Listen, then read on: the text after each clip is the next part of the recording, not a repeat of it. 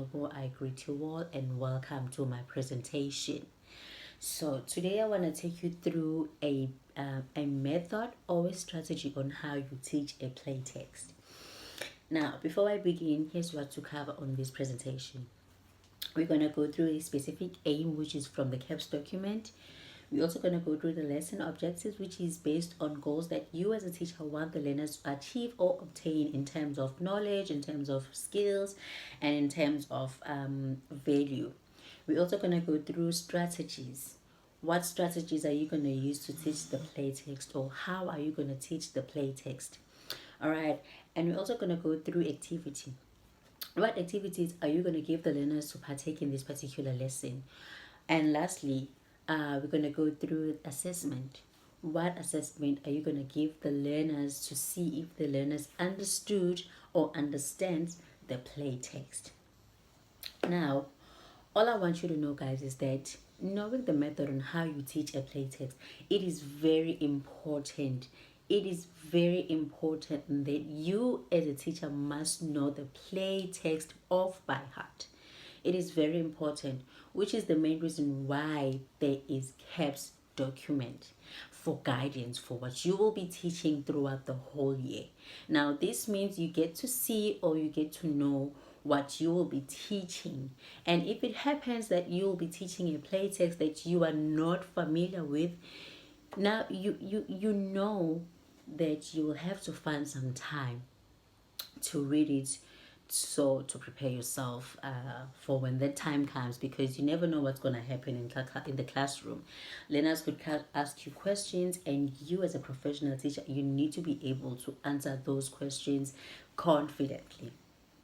Now, moving on to the specific aims, which is from the CAPS documents. Now, the aim is to letting the learners to understand, analyze, and interpret the elements of drama in text and performance in context in South Africa and the world. All right, moving on to the lesson objective. This is basically about the goals that you as a teacher want the learners to achieve in terms of, firstly, knowledge. What knowledge do you want the learners to gain from the play text?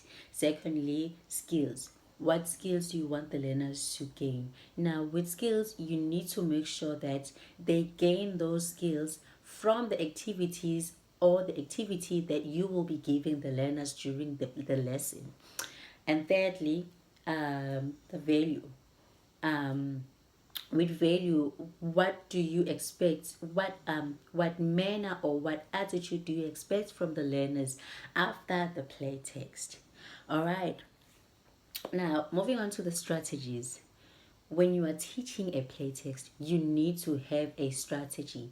Therefore, you need to use a method of questioning. When you're asking learners questions, you need to make sure you're asking questions that are based on or related to their play text. For example, you can ask them about the plot of the play, you can ask them about the characters, you can ask them about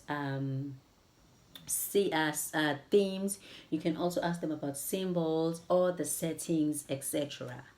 And another method that you need to use during that lesson of the play text, you need to use explanation.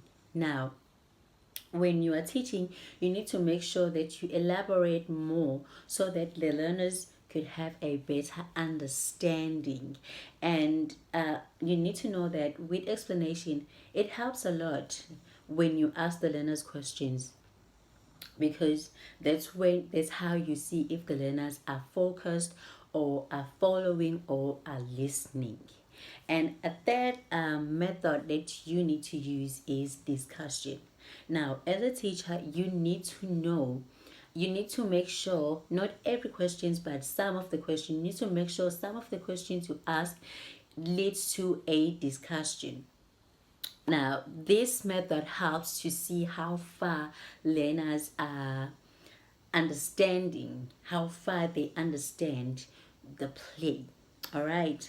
Now, moving on to the activity.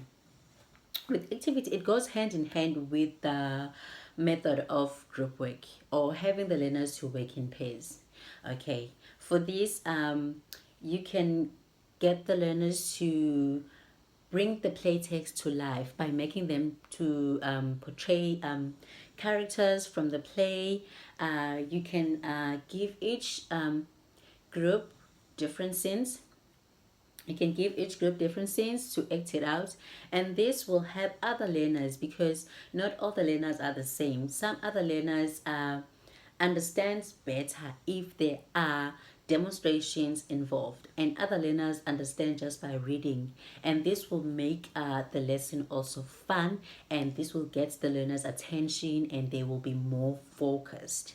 All right, now moving on to the assessment. Assessment, you can ask the learners to write an essay.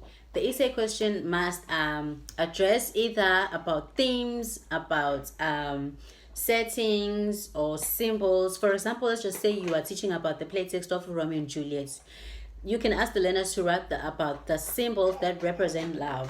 And of course, they must refer to the play text. All right, now I've come to an end of my presentation. Thank you so much for taking your time to listen to this presentation. I hope you learned something from it. Thank you, thank you, thank you.